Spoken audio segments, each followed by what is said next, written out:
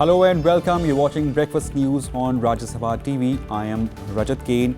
Here are the look at the top headlines of the day so far. Partial relief for demonetisation problem for common man. RBI hikes daily ATM withdrawal limit to rupees 4,500 per card. In digital push towards cashless economy, Prime Minister Narendra Modi launches mobile application Bhim.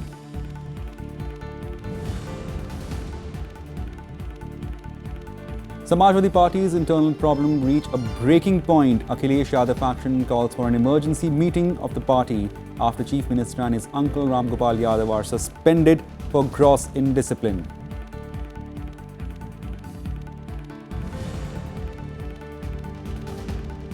No consensus on what next for Arunachal Pradesh. People's Party of Arunachal Pradesh projects Takam Pario as next Chief Minister. Coalition partner BJP claims it will only support Pema Khandu government.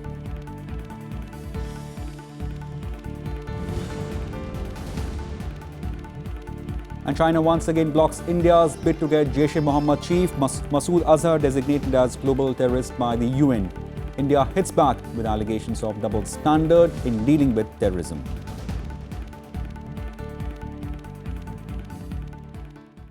The Samajwadi Party is headed for a split after party chief Mulayam Singh Yadav expelled UP Chief Minister Akhilesh Yadav and his uncle Ram Gopal Yadav yesterday for 6 years for gross indiscipline. The action came after Akhilesh Yadav released a parallel list of candidates for UP Assembly elections. हम तो parliament board की बैठक वैसे ही बुलाने वाले थे। अभी आपके सामने खबर आ जाती, लेकिन तब तक किया गया। इसलिए हम प्रोफेसर राम को 6 साल के लिए पार्टी से निष्कासित करते हैं। मुख्यमंत्री अखिलेश यादव का भी समर्थन इसमें है, इसे उनको भी 6 साल के लिए निकाला जाता है।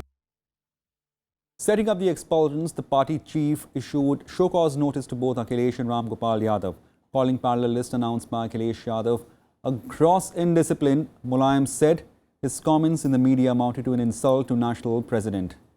Governor Ram Nayak said there was no constitutional crisis as yet. He said he was keeping a close watch on the situation. Some reports have suggested that in case the governor asked Chief Minister to prove his majority, Akhilesh has 175 loyal legislators by his side but needs support of 27 more MLAs. Akhilesh Yadav has called for a meeting of party MLAs to take stock of the situation. Ram Gopal Yadav has also announced an emergency national convention tomorrow at Ram Manohar Lohia University to chart out SP's future course of action. Mulayam Singh Yadav appealed to party cadres to avoid meeting called by Ram Gopal. इसे प्रदेश के पूरे और देश के कार्यकर्ताओं से मेरी appeal है कि कोई भी इसे असंवैधानिक सम्मेलन में शामिल न हो और समाजवादी पार्टी को मजबूत बनाना हो। इस पार्टी में लगातार शीर्ष स्तर से असंवैधानिक काम हो रहे हैं, लगातार। और पार्टी का अध्यक्ष अगर असंवैधानिक काम करे तो सम्मेलन कौन बुलाएगा फिर? तो सम्मेलन तो जनप्रतिनिधियों की मांग पर बुलाया ही जाएगा। अगर सबसे बड़ा आदमी काम करे, एक बार भी पार्लियामेंट की बोर्ड की बैठक नहीं हुई हो, कैसे ये सूचियां डिक्लेयर हो गई? संविधान में है कि पार्लियामेंट्री बोर्ड तय करेगा? पार्लियामेंट्री बोर्ड का मेंबर सेक्रेटरी मैं था, एक भी मीटिंग नहीं हुई। दिखाएं कहां मीटिंग? फिर कैसे पार्टी के उम्मीदवार डिक्लेयर हो गए? The news triggered an outpouring of support for Akhilesh Yadav. Thousands of supporters gathered at his residence to express solidarity even as they urged the SP chief to take back his decision. हम लोग नेताजी से अनुरोध करते हैं कि इस फैसले को वापस लें। 2017 में हम सरकार पुनः बनाने जा रहे हैं और अखिलेश यादव जी माननीय मुख्यमंत्री जी हमारे मुख्यमंत्री पुनः बनने जा रहे हैं। ऐसा होने से हम सब कार्यकर्ता बहुत आहत है और हमें सब चाहिए, हमें भैया भी चाहिए, चाचा भी चाहिए, नेताजी भी चाहिए। देखिए, जो कार्रवाई हुई है बहुत खराब है, हमारे सारे लोग बहुत दुखी हैं और ये कार्रवाई राष्ट्रीय अध्यक्ष जी को नहीं करना चाहिए था पूरे देश में इसके खिलाफ आक्रोश है, क्योंकि जो आज की राजनीति है उसको मुख्यमंत्री जी आगे बढ़ा रहे थे। Rival party leaders reacted to the fast unfolding development in the state. The BJP said Samajwadi Party Chief Mulayam Singh Yadav should answer as to why he betrayed the state by imposing his son after 2012 polls. The BJP called it a case of political football being played by the Yadav family. The Congress, on the other hand, is keeping its option open, given the fact that party was reported to be in talks for an electoral understanding ahead of the state elections. भटकाने के लिए सब नाटक नौटंकी है। ये कोई अपनी लिस्ट जारी करेगा, कोई दूसरा लिस्ट जारी करेगा और अल्टीमेटली ये सब आपस में इनकी सुलह भी हो जाती है। अब अध्यक्ष जी की इनके जो नेताजी हैं वो बीच में आएंगे तो ये भ्रम फैलाने के लिए एक कवायद है, इससे ज़्यादा और कुछ नहीं। There is a situation of political instability in state of Uttar Pradesh. It is worrisome for democracy. Congress does not comment upon the internal warfare or division within any political party. Bharatiya Janata Party is trying to fish in troubled waters. They did the same thing in the adjoining state of Uttarakhand. Mulayam Singh की ये बहुत बड़ी राजनीतिक भूल है, blunder है। इस प्रकार से एक पार्टी के अंदर विवाद खड़ा हो जाना, ये ना उनके हक में है ना उत्तर प्रदेश के हक में है। कि इन लोगों ने पिछले 4.5-5 साल के अंदर जम के लूट की। लूट के ऊपर अब इनके अंदर फूट हुई है और टूट की कगार पर है। ये लोग अब सीटों के बंटवारे में भी लूट कर रहे हैं। Meanwhile, SP leader Amar Singh returned to the party fold earlier this year after remaining expelled from the party for past 6 years, has termed the party crisis as unfortunate and has urged the party members to stand behind Mulayam Singh. मैं अपना पूरा समर्थन अपने नेता और राष्ट्रीय अध्यक्ष मुलायम सिंह जी को देता हूं और साथ साथ मैं ये भी कहना चाहता हूं कि उनकी अवमानना पार्टी का अनुशासन भंग करने के समान है और उनके विरुद्ध कितने भी बड़े लोग जो कुछ भी काम कर रहे हैं वो बिल्कुल असंवैधानिक, अनैतिक और गलत है। Moving on to Arunachal Pradesh, which is staring at a political crisis yet again. There seems to be no consensus on what next for the state after ruling People's Party of Arunachal Pradesh suspended Chief Minister Pema Khandu and 5 other MLAs for alleged anti-party activities. The PPA is projecting Public Health Engineering Department Minister Takam Paryu as next Chief Minister, but coalition partner BJP says it will only support Pema Khandu government in the state and will never support any other Chief Minister. PPA has alleged that Khandu, in his 5-month tenure as Chief Minister, never initiated any move to strengthen the party. It also accused Khandu of working for the BJP by forcing several party legislators to join the party. Khandu became Chief Minister in July this year after exiting from Congress along with 42 other MLAs to join PPA in September. The PPA has 43 MLAs in the House of 60, while the BJP has 12 MLAs. Suspended CM Khandu too has claimed the support of 35 sitting MLAs. We are just not happy with the leadership of Pema Khandu. He has not been able to, take the party into confidence. Pema Khandu continues, then I fear that, misunderstanding can develop between BJP and PPA because we are supposed to be alliance partners. We got nothing, we have no problem with BJP, but then since he is a Chief Minister heading the PPA government, certain consultations should have been there with the party organization, with the party functionaries. That has been missing, and then we are so sad that he has been hobnobbing only with the BJP executives, and he has totally left us out. We are having alliance with PPA. We are under NEDA. Our Chief Minister is Pema Khandu. So, at this juncture, I would like to appeal the PPA that for the development of the state, for the security of the state, there should not be any such clash amongst the PPA legislature. That is what I would like to send a message to our alliance partner PPA. In a post-demonetisation decision that will help the common man, the RBI has hiked the daily ATM withdrawal limit to Rs 4,500 per card. This will come as a huge relief to people who are presently getting only Rs 2,500. In its latest notification, the RBI has said The daily limit of withdrawal from ATMs has been increased with effect from January 1st. Significantly, there is no change, however, in the weekly withdrawal limits. It has also added that dispersal would predominantly be in denomination of Rs 500.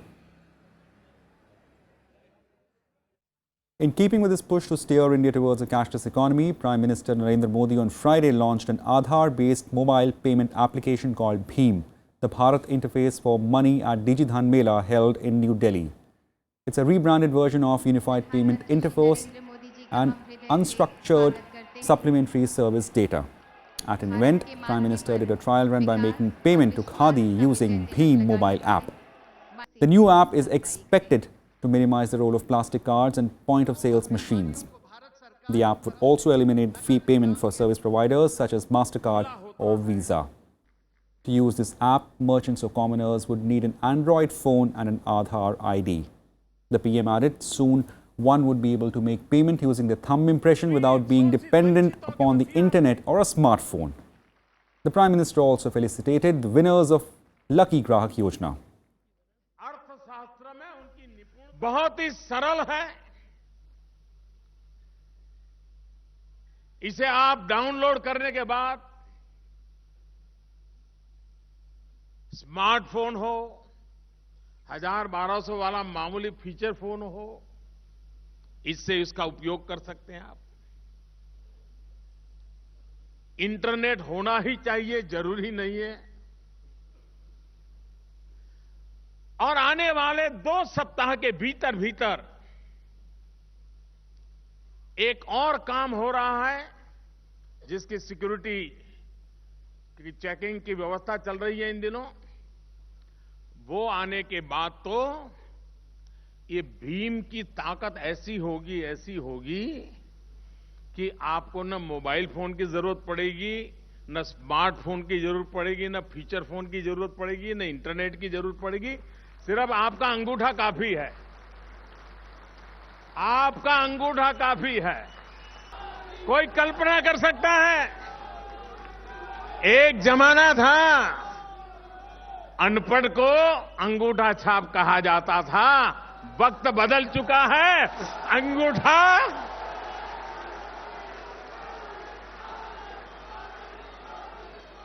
आप ही का अंगूठा आपकी bank, आप ही का अंगूठा आपकी पहचान, आप ही का अंगूठा आपका कारोबार। The war of words between the opposition and the government over demonetisation refuses to end. The Congress has once again asked the Prime Minister for an apology, saying the note ban has brought the government's unpreparedness to the fore. The government has not uttered a word about compensating the people for the economic losses heaped upon them by demonetisation. The government has tried to change the narrative from black money and corruption to a cashless economy. The opposition charge was rejected by Finance Minister, who said that the situation was now almost back to normal. He also said the note ban has increased tax revenue manifold and opposition's argument cannot hold its ground. There is a third category which is not new currency, but now with effect from tomorrow, the entire currency in recirculation will be the legitimate permissible currency. Till today, what was coming in recirculation was partly new currency and partly currency which had ceased to be a legal tender. It was coming earlier. Now everything is new. So the banks today will now have available the recirculated currency plus whatever RBI is injecting. And as I said yesterday, RBI has sufficient stocks. Time for a short break, more on the other side.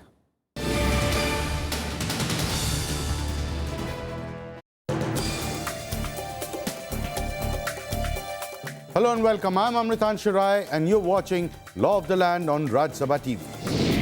Doing one good deed, and giving a baby to somebody who's infertile, I don't think can be anything better. Only people who really need surrogacy will be coming forward. I think again the larger interest has been kept in mind, which are these poor women who are being exploited. Watch Law of the Land on Rajya Sabha television.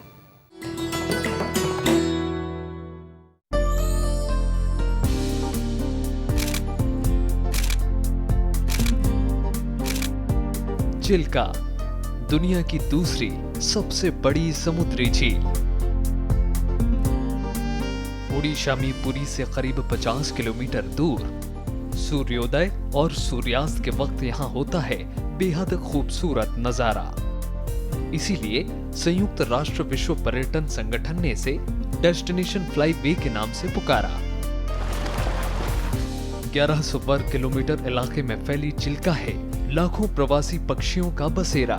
इसके खारे पानी में रहती हैं 225 तरह की मछलियां, हजारों जलीय वनस्पति और जीव जंतुओं की 800 से ज्यादा प्रजातियां।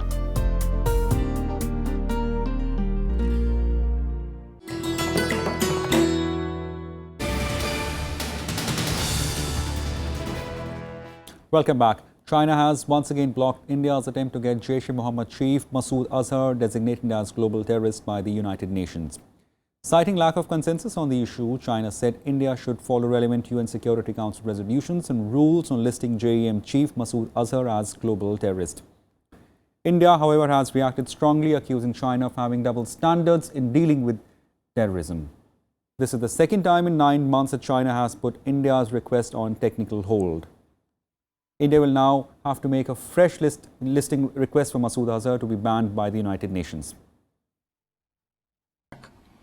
The inability of the international community to list its leader Masood Azhar is an unfortunate blow to the concerted efforts to effectively counter all forms of terrorism and confirms prevalence of double standards in the fight against terrorism. This decision by China is surprising, as China herself has been affected by the scourge of terrorism and has declared opposition to all forms of terrorism. As a consequence of this decision, the United Nations Security Council has again been prevented from acting against the leader of a listed terrorist organization. In Jharkhand, 12 dead bodies were recovered from the collapsed coal mine in Lalmatia of Godda district. Many coal miners are fear trapped in the mine, which collapsed on Thursday evening. Heavy machinery was deployed as rescuers, including those from the NDRF, toiled through the day, extricating bodies and looking for survivors. Jharkhand government has announced an ex gratia of rupees 2 lakh each to the next of the kin of those killed and 25,000 rupee for the injured. Prime Minister Narendra Modi, Coal Minister Piyush Goyal, Jharkhand Chief Minister Raghubar Das and other leaders have expressed grief over the loss of lives. India and Singapore signed a revised treaty to begin taxing capital gains on investment from April to check round-tripping of funds.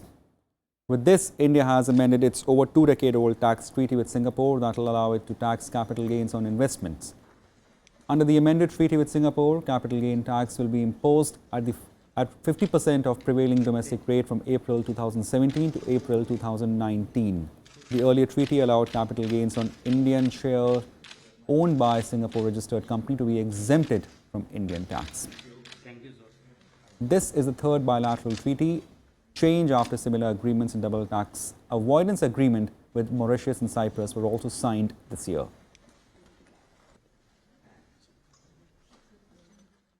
For a period of 2 years till 31st March 2019, the capital gains liability would be shared half and half between India and the country of the residence of the investor. And after 2019, the entire capital gains would come to India. And this would be phased out. It's a very happy coincidence that by amending them, we've been able to give a reasonable burial to this black money route which existed.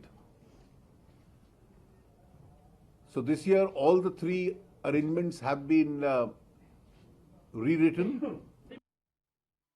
5 prisoners escaped from Buxar Central Jail in Bihar late Friday night, after which the police issued high alert and cordoned off the jail area. According to police, all 5 of them escaped by breaking window in toilet area of medical ward where they were undergoing a treatment. Border areas around the district have been sealed to prevent prisoners from fleeing to neighbouring states. The SP, DM and other senior officials have reached the jail premises to take cognizance of the situation. The investigation is underway. Vice President Mohammad Hamid Ansari released a book shaping India's future. Essays in Memory of Abid Hussain, edited by Professor Deepak Nair and Rana Hassan in New Delhi yesterday. The book focuses on the lifelong passion and commitment of Abid Hussain, who was a distinguished civil servant, a diplomat and a concerned citizen of India who contributed to public sphere in a wide range of areas for better India. With 9 essays, the book covers contemporary issues in economic policy, governance and society that will shape India's future over the coming decades. In his address on the occasion, the Vice President said the book has relevance for public debate in modern India. Foreign services officers and diplomats were present on the occasion.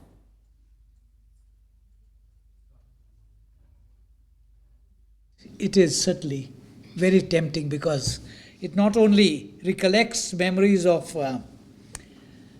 Abid Saab from individuals who knew him very well, but it contains 9 essays which are of relevance to public debate. A look at what will be making news in the day ahead.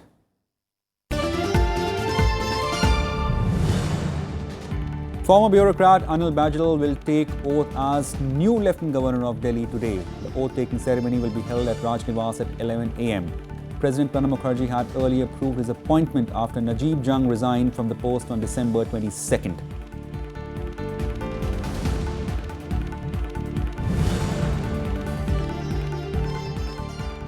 V.K. Sasikala Natarajan, close aide of late Tamil Nadu Chief Minister J. Jayalalitha, will formally take charge as General Secretary of the AIADMK today at party headquarters in Chennai. After taking the charge, Sasikala is likely to address her party cadres. AIADMK party members had in a unanimous resolution adopted at the party's General Council meeting earlier appointed Sasikala to the post.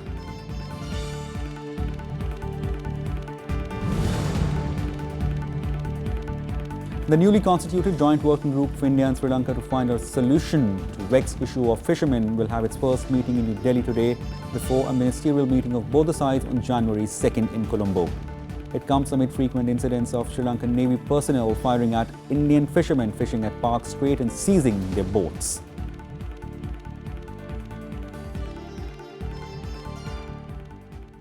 Fighting was reported between government and rebel forces in parts of Syria despite a nationwide truce since Friday. Reports of clashes emerged within hours of truce starting at midnight on Friday. The Syrian Observatory of Human Rights reported clashes and airstrikes in northern Hama province. It said rebel-held Wadi Bada area near Damascus was also bombed, but the military denied this. There was no comment from Turkey and Russia, which brokered the truce.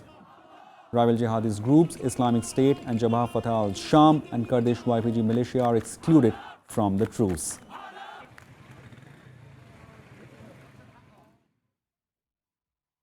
Let's take it some international news and world wrap. US presidential-elect Donald Trump praised Vladimir Putin after Russian president ruled out tit-for-tat response to the expulsion of diplomats in a row over hacking. Trump emphasized his statement on the row by pinning his tweet on the top of his account. He also previously dismissed the hacking claims as ridiculous and said Americans should get on with our lives when asked about possibility of sanctions.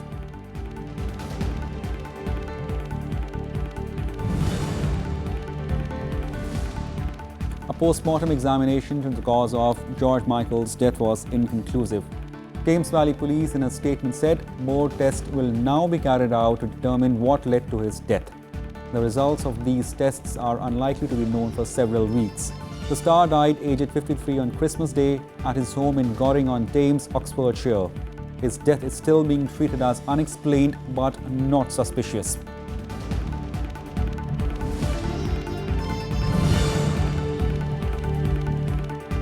Iraqi forces pushed into eastern Mosul district of Intisar on Friday in a renewed offensive against Islamic State after a deadlock. Iraqi forces began the second phase of offensive from 3 directions into eastern districts on Thursday. Civilians were seen leaving as troops in armored vehicles took hold of the area. According to the United Nations, 1 lakh people have been displaced in Mosul so far.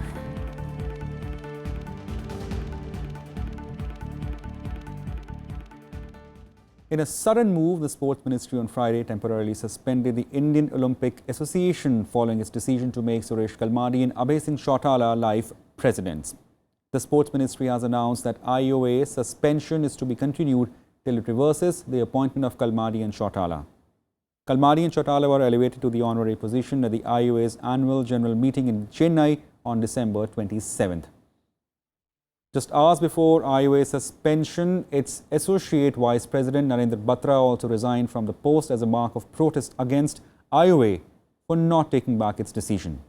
Batra, who recently became International Hockey Federation President, said he was strongly against backdoor entry of Kalmadi and Chautala into the IOA. सरकार ने स्पष्ट कर दिया था कि यह फैसला हमको मंजूर नहीं है, क्योंकि यह फैसला खेल भावना के खिलाफ था, यह फैसला गुड गवर्नेंस के खिलाफ था, ये एक फैसला बेसिक प्रिंसिपल्स ऑफ एथिक्स हैं उसके खिलाफ था। इसलिए सरकार ने यह फैसला किया है कि आईओए की मान्यता को निलंबित कर दिया जाए तब तक जब तक कि ये अपने फैसले को वापस नहीं लेते हैं।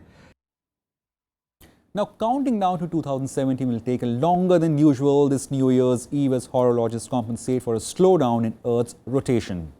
The countdown will take an extra second as National Physical Laboratory will introduce a leap second after the 59th second of 59 past 11 night today.